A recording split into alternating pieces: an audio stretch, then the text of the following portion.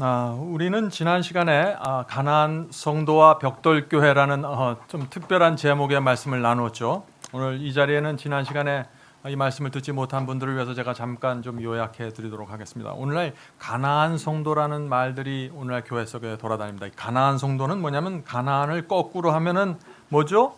안 나간다는 뜻이죠. 교회를 안 나가는데 신앙이 없어서 안 나가는 게 아니라 정말 예수를 믿기 원하기 때문에, 예수를 따르기 원하기 때문에 교회를 나가지 못하겠다 하는 사람들이 생겼는데 그들이 가나안 성도다 하는 것입니다. 또 벽돌교회라는 말이 있죠. 이 가나안 성도들은 오늘날 기독교회가 벽돌교회가 됐다는 것입니다. 이 벽돌교회가 됐다는 것은 뭐냐면은 건물이 있고 조직이 있는데 그것이 교회가 아니라, 교회가 되려면은 그 교회 안에 하나님의 임재가 있어야 되고 하나님의 말씀이 있어야 된다 하는 것입니다. 그런데 그것이 사라져버렸기 때문에 이제는 그냥 교회가 벽돌로 만든 건물이 되어버렸다. 어쩔 수 없이 마음의 외로움을 갖고 교회를 떠나가는 사람들이 오늘날 기독교에 굉장히 많이 있습니다. 분명한 사실은요, 수십만 명의 성도들이 기독교회를 떠나고 있다는 것입니다. 이것은 가나안 성도에 대해서 찬성하든지 반대하든지를 떠나서 팩트입니다. 사실입니다. 이것이 현실입니다. 교회를 떠나는 가나안 성도의 숫자가 몇 년 사이에 2배 이상으로 늘어났다고 합니다. 이것이 도대체 웬일일까요? 오늘도 지난 시간에 이어서 왜 그리스도인들이 교회를 떠나고 있는지 그 이유를 좀 살펴보도록 하겠습니다. 교회를 떠나는 이 가나안 성도들의 숫자가 급격하게 증가하는 중요한 이유가 있는데 그것이 무엇일까요? 그것은 교회가 가라지 중심으로 돌아가고 있기 때문입니다. 제가 뭐라고 그랬습니까? 교회가 가라지 중심으로 돌아가 있다는 것이에요. 이 표현이 과격하죠? 그런데 이렇게 표현할 수밖에 없어요. 마태복음 13장에서 예수께서는 교회 안에 알곡의 성도들과 가라지의 교인들이 있다고 말씀하면서 가라지는 세상 끝에 불로 멸망당할 것이라고 분명히 말씀해 놓으셨습니다. 그런데 참 이상하게도 오늘날 기독교회가 알곡 중심으로 교회가 가는 것이 아니라 가라지 중심의 교회들로 이루어지고 있다는 것입니다.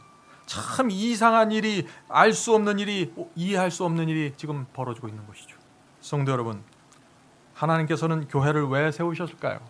알곡을 키우고 자라게 하기 위해서 세우신 것이 아닙니까? 예수께서는 말씀에 충성하는 성도들을 양육하기 위해서 12제자를 세우고 초대교회를 세웠던 것입니다. 그러므로 교회에서는 알곡을 보호하고 알곡들이 잘 성장할 수 있도록 말씀을 선포해야 하는 것입니다. 비록 가라지 교인일지라도 알곡이 될 수 있도록, 알곡으로 변화될 수 있도록 교회는 도와주어야 하는 것입니다. 곧바른 말씀과 회개시키는 복음이 전파되어야만 가라지 교인들에게도 기회가 제공되는 것입니다. 회개해서 알곡으로 변화될 수 있는 기회 말이죠. 그러나 현실은 정반대로 돌아가고 있다는 것입니다. 수많은 교회에서 가라지인 상태에서도 구원을 받을 수 있는 것처럼 말씀이 전파되고 있다는 것입니다. 하나님의 말씀에 순종하지 않고 자기를 부인하고 십자가를 지지 않아도 여전히 구원받을 수 있는 것처럼 그렇게 말씀이 선포되고 있다 하는 것입니다. 오늘 많은 교회들이 가라지가 듣기 원하는 설교를 해줍니다. 왜 그럴까요? 가라지가 원하는 방향으로 교회를 이끌어갑니다. 왜 그럴까요? 왜냐하면 가라지들이 떠나기 두려워하는 것입니다. 교회 숫자가, 교인들 숫자가 줄어드는 것을 두려워하는 것입니다. 그들이 대다수기 때문에. 그래서 가라지가 교회를 떠나는 것을 막기 위해서 가라지가 좋아할 만한 교회로 만들어가고 있는 것입니다. 그들이 좋아하는 말씀을 주고 그들이 좋아하는 음악을 주고 그들이 좋아하는 분위기를 만들어주는 것이에요. 그것이 오늘날 말하는 교회 성장법입니다. 그 결과 어떤 일이 생겼을까요? 교회 안에서 알곡들이 외롭게 죽어가고 있는 것입니다. 그래서 지금 내가 언제까지 이런 교회를 다녀야 할까라고 고민하는 성도들이 교회 안에서 생기는 것입니다.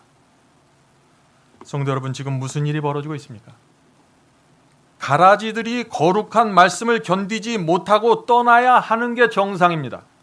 그런데 오히려 알곡들이 견디지 못하고 떠나가는 것입니다. 하나님께서 이런 교회의 모습을 보실 때 어떻게 보실까요? 많은 성도들이 말씀의 기갈 때문에 지금 인터넷과 유튜브를 돌아다니고 있지 않습니까? 가나안 성도들 중 꽤 많은 사람들이 그런 사람들입니다. 성도 여러분, 오늘날 교회를 떠나는 그리스도인들이 느끼는 공통적인 현상이 있습니다. 그것이 무엇인지 아십니까? 그것은 숨막힘입니다. 숨막힘. 교회에서 숨이 막혀서 영적인 호흡을 할 수 없어서 살기 위해서 교회를 떠나고 있는 것입니다. 우리가 그들을 정죄할 수 있을까요? 여러분은 그런 경험을 해보신 적이 있습니까? 교회 가서 말씀을 듣고 예배를 드리는데 숨이 막히고 가슴이 답답해서 어쩔 줄 모르는 그런 느낌 말이죠. 오늘날 기독교 안에 말씀이 사라지고 있다는 것입니다. 그래서 수십만 명이 떠나갔는데 아무도 그것에 대해서 책임지려고 하지 않는 것입니다. 바로 그들이 가나안 성도입니다. 그래서 저는 그들이 비록 교회를 떠나지만 그들에 대해서 깊은 동정과 연민을 느끼는 것입니다. 왜냐하면 저 역시 교회 안에서 오랜 세월 동안 외로움을 느끼고 고민하면서 살았기 때문입니다. 성도 여러분, 하나님께서는 마지막 시대에 생명의 말씀을 찾지 못해서 외로움과 절망 속에서 교회를 떠나는 성도들을 불쌍히 보신다는 것입니다. 그것을 이해하셔야 돼요. 어떤 분들은 지난주에 가나안 성도에 대한 이 말씀이 유튜브에 올라가니까 가나안 성도들을 정죄하고 미워하고 비난하고 그런 댓글을 다는 분들도 있는 것 같습니다. 그러나 이것이 그렇게 간단한 문제가 아닙니다. 그냥 교회에서 누구하고 싸우고 이기심과 어떤 자리를 차지하지 못해서 그렇게 떠나는 사람들이 있죠. 저는 그런 분들을 말하는 것이 아닙니다. 말씀에 만족하지 못해서 기갈이 들어서 죽어가는 영혼들, 그래서 어쩔 수 없이 슬픔을 마음에 감고 떠나가는 영혼들, 그들을 지금 말하는 것이죠. 교회가 어두우면 어두울수록 세속화되면 될수록 교회를 떠나가는 그 가나안 성도들의 숫자는 늘어가게 될 것입니다. 예수께서는 교회 안에 알곡과 가라지가 함께 있을 것이라고 말씀하셨습니다. 그렇죠? 마태복음 13장 30절에 그 말씀이 있습니다. 둘 다 추수 때까지 함께 자라게 두어라. 자, 이 말씀이 무슨 뜻입니까? 예수께서 오실 때까지 교회 안에는 항상 알곡과 가라지가 진짜 그리스도인과 거짓 그리스도인들이 섞여서 있게 될 것이라는 말씀이죠. 자, 그런데 어떻게 교회 안에 가라지가 생기게 되었을까요? 예수께서는 이렇게 말씀하셨습니다. 사람들이 잘 때 원수가 와서, 사탄이 와서 곡식 가운데 가라지를 뿌렸다고 하셨습니다. 자, 그래서 가라지를 뿌린 자는 누구예요? 사탄입니다. 거짓 선지자들입니다. 자, 그런데 왜 사탄은 교회 안에 가라지들을, 거짓 그리스도인들을 뿌려 놓았을까요? 목적이 무엇일까요? 그것은 알곡이 자라지 못하게 막기 위해서입니다. 성도 여러분, 지금 제가 한 이 말씀은 굉장히 중요한 말씀입니다. 마지막 시대 교회 안에서 알곡이 풍성하게 자라나면 큰 문제가 생깁니다. 사탄에게. 어떤 문제가 생길까요? 사탄과 싸우는 정신을 가진 성도들이 교회에서 나타나는 것입니다.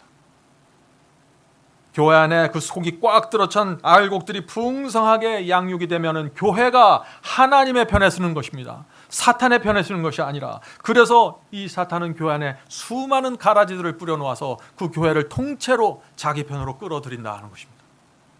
성도 여러분, 지금은 전쟁 중입니다. 이것을 이해해야 돼요. 나 혼자 예수 믿고 하늘 가겠다, 이런 정신으로 교회를 다닐 때가 아닙니다. 지금은 사탄은 교회 안에 수많은 가라지를 뿌려놓았고 하나님의 말씀을 사라지게 만들었습니다. 상황이 매우 심각합니다. 그래서 지금 수십만 명의 성도들이 교회를 떠나고 있는 것입니다. 그러나 성도 여러분, 우리에게 희망이 있습니다. 왜냐하면 하나님께서는 계시록 12장에 놀라운 예언을 해 두셨기 때문입니다. 여러분은 지금 말씀드릴 이 예언을 마음에 깊이 새기고 있어야 됩니다. 마지막 때가 되면 사탄과 싸우는 특별한 성도들이 한 그룹이 돼서 나타날 것이라고 요한계시록은 말하고 있습니다. 여러분 그 예언을 아십니까? 요한계시록 12장 17절에 그 말씀이 나오죠. 용은 사탄을 뜻하는 것입니다. 사탄이 여자에게 분노하여 돌아가서, 여자가 누구입니까? 성경에서 여자는 교회를 상징하죠. 그래서 예수께서도 성도들을 보면서 신부라고, 여자라고 표현했던 것입니다. 자, 그래서 우리가 이 말씀을 잘 읽어보면은 이 사탄은 교회를 공격하는 것이 아니라 교회 안에 있는 여자의 남은 무리를 공격한다는 사실을 우리가 알 수 있는 것입니다. 다시 말해서 교회 안에 있는 알곡들을 공격하는 것입니다.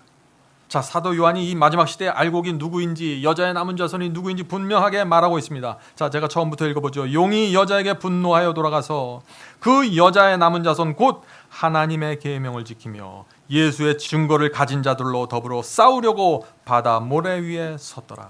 자, 여기 분명한 말씀이 나오죠. 이 예언은 마지막 시대에 나타나는 장면입니다. 마지막 시대 교회 안에서 용과 사탄과 싸우는 한 무리의 백성이 나타나는데 그들이 여자의 남은 자손인데 그들의 특징이 뭐라고 그랬습니까? 하나님의 계명을 지키고 예수의 증거를 가진 자들. 성도 여러분, 이 예언은 지금 이 시대에 이루어지고 있는 예언입니다. 저와 여러분은 지금 이 예언을 성취시키기 위해서 지금 이 자리에 모여 있는 것입니다. 자, 그런데 여자의 남은 자손의 특징이 무엇이라고 했습니까? 하나님의 계명을 지키고 예수의 증거를 가진 자들.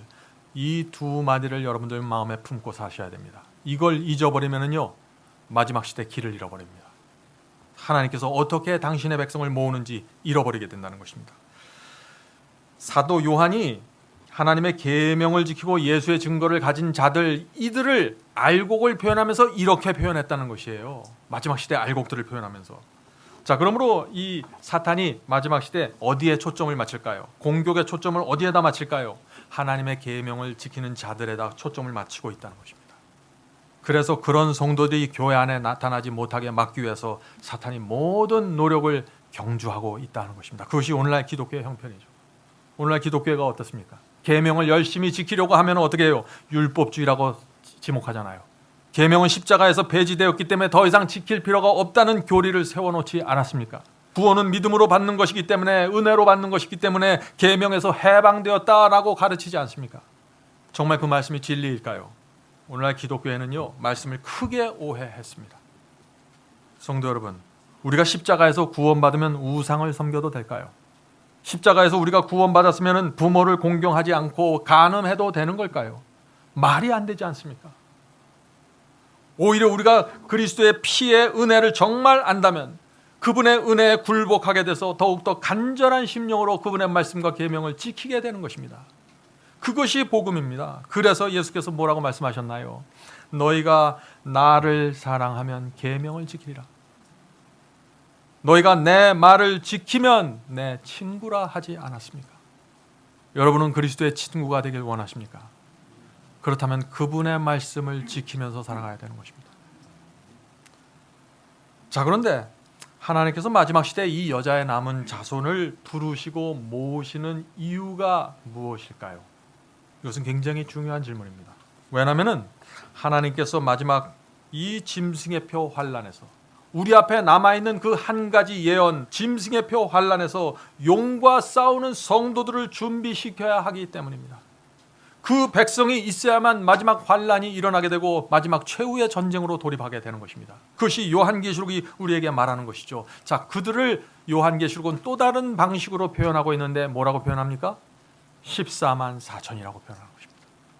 그래서 계명을 지키는 성도들, 여자의 남은 자손, 또 14만 4천 다 동일한 인물들입니다. 자, 요한계시록 7장에 나오는 그 말씀을 좀 살펴보죠. 이 말씀도 여러분 마음에 담아야 할 말씀입니다. 요한계시록 7장 2절부터 4절에 있는 말씀 읽겠습니다. 다른 천사가 살아계신 하나님의 인을 가지고 해 돋는 데로부터 올라와서, 마지막 시대 하나님의 인을 가진 천사들이 해 돋는 동쪽으로부터 온다는 것입니다. 땅과 바다를 해롭게 할 권세를 얻은 네 천사를 향하여 큰 소리로 외쳐 가로되, 우리가 우리 하나님의 종들의 이마에 인치기까지 땅이나 바다나 나무나 해하지 말라 하더라. 내가 입맞은 자의 수를 들으니 이스라엘 자손의 각 지파 중에서 입맞은 자들의 14만 4천이니. 자, 이 말씀이 어떤 장면입니까? 하나님께서 마지막 시대 성도들의 인을 치는 장면이죠. 그런데 사도 요한은 그 숫자가 14만 4천이라고 말하고 있는 것입니다. 자, 성도 여러분, 바로 이 장면 때문에 사탄이 교회 안에 수많은 가라지를 뿌려 놓았다 하는 것입니다. 왜요? 14만 4천이 형성되는 것을 막기 위해서.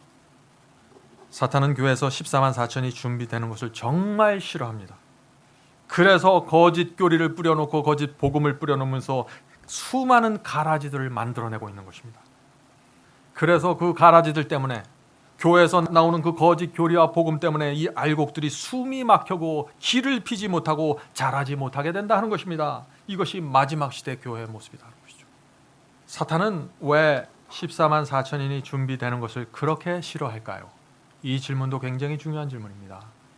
왜냐하면 14만 4천인이 준비되면 요한계시록에 있는 마지막 예언이 성취되기 때문입니다. 마지막 예언이 성취되면서 예수께서 신속하게 재림할 것을 알기 때문입니다. 14만 4천인이 준비되면 곧바로 짐승의 표 환란이 일어나게 됩니다. 하나님과 사탄의 마지막 전쟁이 생기는 것입니다. 그리고 짐승의 표 환란은 7재앙으로 이루어지게 되고 마지막 7재앙 7번째 재앙이 내리면서 예수께서 재림하시는 것입니다. 그리고 예수께서 재림하시면서 알곡들은 모아서 하늘 곡간으로 들이고 사탄을 따르던 그 가라지들은 모두 진멸당하게 되는 것입니다. 사탄이 바로 이것을 아는 것입니다. 마태복음 13장 30절에 그래서 예수께서 이런 말씀을 하셨죠. 추수 때 내가 추수꾼들에게 말하기를 가라지는 먼저 거두어 불사르게 하고, 추수 때라는 건 세상 끝을 얘기하는 것입니다. 예수께서 재림하실 때를 얘기하는 것이죠. 재림하실 때 가라지를 거두어서 불사른다는 것이죠. 곡식은 모아 내 곡간 하늘 곡간에 넣으라 하리라. 성도 여러분, 사탄은 요한계시록에 나오는 이 마지막 예언의 순서를 정확하게 꿰뚫어보고 있습니다. 그런데 이 예언의 모든 출발점이 어디서부터 시작됩니까? 하나님께서 여자의 남은 자손을 만들고 14만 4천을 만드는 데서부터 이 마지막 예언이 시작되고 출발되는 것입니다. 그래서 그것이 시작되지 못하도록 막는 것이에요. 어떻게? 오늘날 기독교 안에 수많은 가라지들과 거짓 복음과 거짓 교리를 뿌려놓음으로써 그것을 저지하고 막고 있다는 것입니다. 그러므로 모든 것은 이 14만 4천인 여자의 남은 무리가 형성되느냐 되지 못하느냐에 달려있다는 것이죠. 성도 여러분, 14만 4천이 도대체 어떤 성도이들기에 하나님께서 그들에게 그렇게 깊은 관심을 가지고 인을 치실까요? 요한계시록 14장에 보죠. 14만 4천이 거기 또 나옵니다. 요한계시록 14장 3절과 4절입니다. 저희가 보좌와 네 생물과 장로들 앞에서 새 노래를 부르니, 이들은 새로운 경험을 하는 사람들입니다. 새 노래를 부르니 땅에서 구속함을 받은 14만 4천인 밖에는 능히 이 노래를 배울 자가 없더라. 자, 들어보세요. 이 사람들은 14만 4천인은 여자로 더불어 더럽히지 아니하고 정절이 있는 자라. 자, 14만 4천인은 어떤 사람입니까? 여자로 더럽히지 않고 정절이 있다고 했습니다. 자, 이 말씀이 뜻이 무슨 뜻입니까? 여자가 성경에서 뭐라고 그랬죠? 교회라고 말했습니다. 하나님의 참 백성이라고 했죠. 자, 그러므로 여자가 더럽히지 않고 정결하는 것은 말세의 교회를 뒤덮고 있는 이 거짓 복음과 거짓 교리와 거짓 은사로 더럽혀지지 않았다는 것입니다. 온 교회들이 거짓을 따라가도 이들은 순수한 복음을 사모하고 받아들인다는 것입니다. 그들이 14만 4천이로 부름을 받게 된다는 것입니다. 거짓으로 오염되지 않는 그 순수한 진리를 받아들이는 성도들이 마지막 시대에 나타나게 되는데, 하나님께서 그들을 부르셔서 마지막 여자의 남은 자손으로 만드셔서 인을 치신다는 것입니다. 여러분들 지금 그것 때문에 이 자리에 모여 있는 것입니다. 그냥 하나의 교인이 되는 것이 아닙니다. 이것은 하나님께서 마지막 시대에 이 세상 역사를 마치기 위해서 한 무리를 부르시는데, 그 성령의 역사와 부르심에 개인적으로 여러분이 응답했기 때문에 이 자리에 온 것이에요. 자, 14만 4천인의 특징이 또 하나 더 있습니다. 계속해서 읽어보죠. 여자로 더불어 더럽히지 아니하고 정절이 있는 자라, 어린 양이 어디로 인도하든지 따라가는 자며. 자, 14만 4천 어떤 사람들입니까? 예수께서 인도하는 대로, 어린 양 예수께서 인도하는 대로 따라가는 자들입니다. 예수께서 동으로 가라 그러면 이들은 동으로 갑니다. 내 뜻은 서쪽이 있지만은 예수님의 뜻이 동쪽이면 동쪽으로 가는 사람들입니다. 성령께서 양심을 통해서 인도하실 때 그 음성에 굴복하고 따라가는 자들입니다.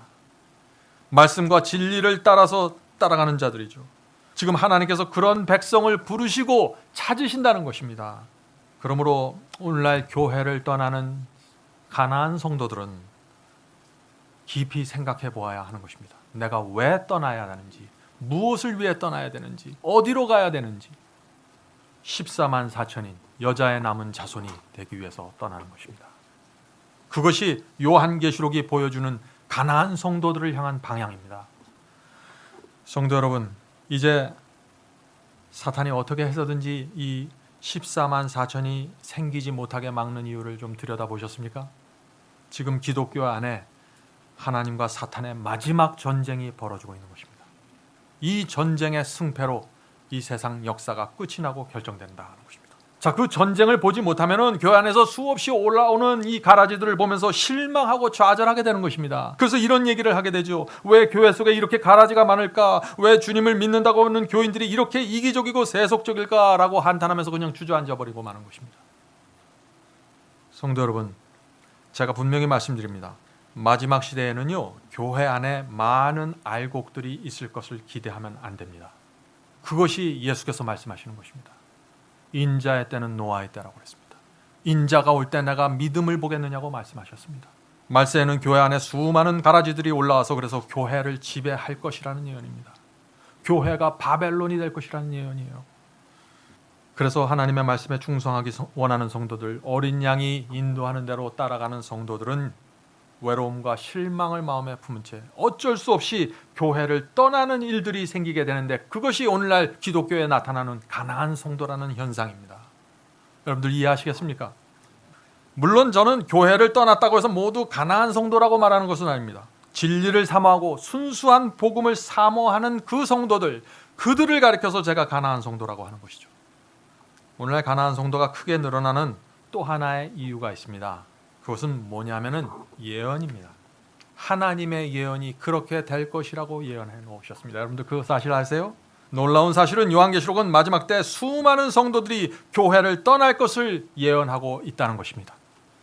자, 이 말씀을 잘 들어보시기 바랍니다. 마지막 시대 교회를 떠나는 성도들의 대이동에 대해서 말씀하고 있습니다. 자, 그 말씀이 요한계시록 18장 2절과 4절에 나옵니다. 무너졌도다 무너졌도다 큰 성 바벨론이요. 지금 마지막 시대에 이 교회가 바벨론이 된다는 것입니다. 무너졌도다 무너졌도다 큰 성 바벨론이요. 왜 바벨론이 되었는가? 바벨론이 된 이유가 나오죠. 귀신의 처소와 각종 더러운 영에 모이는 곳과 각종 더럽고 가증한 새의 모이는 곳이 되었도다. 이것이 바벨론이 된 교회의 모습이다 하는 것입니다.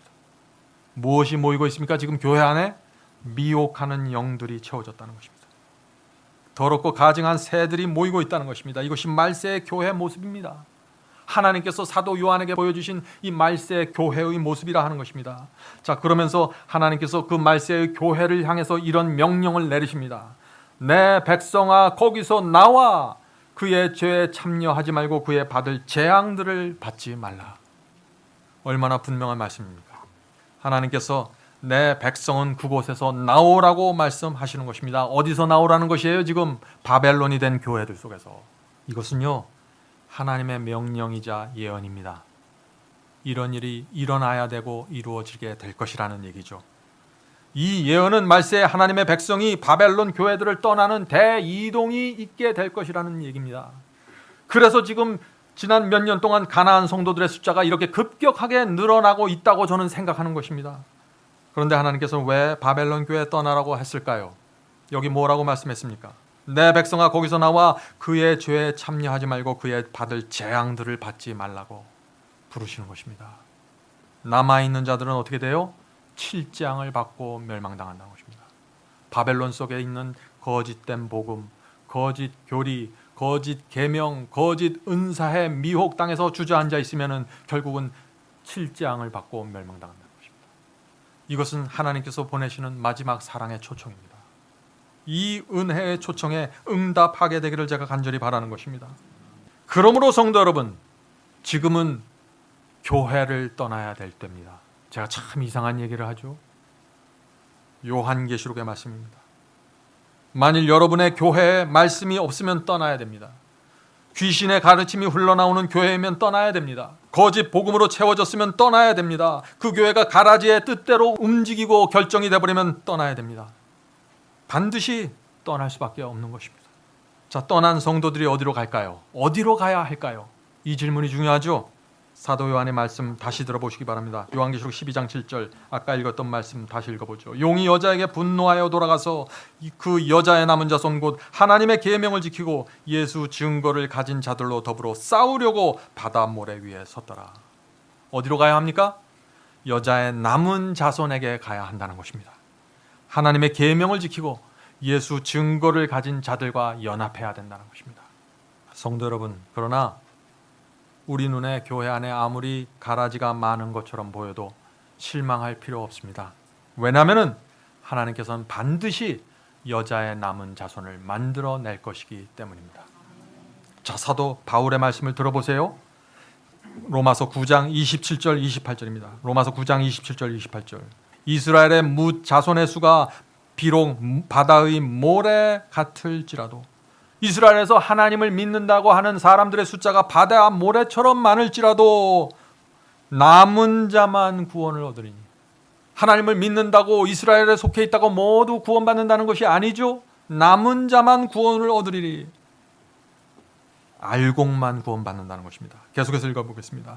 주께서 땅 위에서 그 말씀을 이루사 필하시고 끝내시리라. 반드시 남은 무리를 구하고 이 말씀을 성취시키겠다는 얘기입니다. 하나님의 약속입니다. 사람들이 교회를 떠나는 이유를 조금 다른 측면에서 한번 살펴보죠. 오늘날 교회 안에 가라지가 많은 이유가 무엇일까요? 많은 목회자들이 이런 생각을 갖고 있기 때문에 이런 일들이 생기는 것입니다. 하나님의 말씀을 정확하게 전하면 사람들이 교회를 싫어하게 됩니다. 그러므로 우선 교인 숫자를 늘리는 데 초점을 맞추어야 합니다. 진리는 그 다음에 전해야 되겠죠. 이런 생각들 말이죠. 이런 생각을 가진 목회자는 어떻게 해요? 쉽게 물고기를 잡으려고 합니다. 성경 말씀을 간단하고 재미있게 전한 다음에 곧바로 그물을 끌어당기려고 하는 것이죠. 그물에 잡힌 사람은 5분간의 상담을 받은 후에 나는 그리스도를 영접했습니다 라고 조그만 카드에다가 그것을 적고 사인해내면 어떻게 해요? 목사는 그 사람에게 당신은 구원받았습니다 라고 선포해 주는 것입니다. 이것이 오늘날 기독교에서 이루어지고 있는 일들이에요. 성도 여러분, 오늘날 교회는요 너무나 쉽게 그물을 끌어올립니다. 말씀을 가르치지도 않고 마음의 말씀에 대한 확신도 주지 않은 채 그물을 당기는 것입니다. 그러나 너무나 쉽게 끌어들인 영혼들은 쉽게 교회를 떠나는 것입니다. 아주 적은 시험에도 흔들려서 떠나져 버립니다. 말씀으로 세워지지 않았기 때문에 교인들이 쉽게 그냥 교회를 포기해버리는 것입니다. 그들은 교회를 찾아와서 제대로 죄를 버리고 회개하고 하나님을 만날 기회도 얻지 못한 채 어떻게 됩니까? 교회를 떠나게 됩니다. 얼마나 슬픈 일입니까? 쉽게 교인이 되고 쉽게 구원을 선포해주면 성장하지 못하고 열매 맺지 못합니다. 교회에 남아있어도 말이죠. 목사가 믿기만 하면 누구나 구원받을 것처럼 설교하는데 누가 말씀에 충성하려고 하겠어요? 사람의 이기심과 교만은 다 똑같은데, 누구나 다 쉽게 구원받기를 원하는데, 목사가 단위에서 쉽게 구원받을 수 있는 길을 계속해서 매주 제시해 주는데, 한 번 거듭나면 결코 구원을 잃어버릴 수 없다고 말해 주는데 누가 좁은 길을 걸으려고 하겠어요? 많은 사람들이 이런 질문을 하는데 우리가 이런 질문에 대해서 좀 진지하게 고민해 봐야 합니다. 해마다 많은 그리스도인들이 침례, 세례를 받고 있는데 왜 교회가 성장하지 못할까요? 많은 사람들이 침례 받고 교회를 들어와요. 세례를 받고 교회를 들어옵니다. 그런데 결국에 보면 교회 숫자가 성장하지 못해요. 자꾸 떠나가요. 그래서 이런 질문을 하는 것이에요. 왜 교회에 새로 입교한 신자들이 쉽게 뒷문과 옆문으로 빠져나갑니까? 라고 질문하는 것입니다. 오늘날 기독교회는 이 질문에 대해서 어떻게 대답합니까? 그것은 소그룹과 제자 훈련이 부족해서 사람들이 교회를 떠납니다 라고 대답하죠. 정말 이것이 이유일까요? 저는 그렇다고 생각하지 않습니다. 소그룹과 제자 훈련이 이 문제를 해결해 줄 수 없습니다. 신자들이, 새로 교회에 들어온 이 새 신자들이 교회에 깊이 뿌리 내리게 할 수 있는 방법은 하나밖에 없는데, 그것은 참된 회개와 중생에 대한 가르침을 정확하게 세워놓는 것입니다. 진리에 의해서 거듭난 성도들은요, 소그룹이 없고 프로그램이 부족해도 스스로 말씀을 붙잡고 뿌리를 내리게 되어 있습니다. 지금 문제는 프로그램의 문제가 아니에요. 정말 하나님의 말씀으로 거듭나고 회개하고 중생했으면 온갖 핍박과 시험이 있어도 말씀을 붙잡고 승리하게 되는 것입니다. 성도 여러분, 이제 우리는 또 진지한 질문을 생각해 봐야겠죠.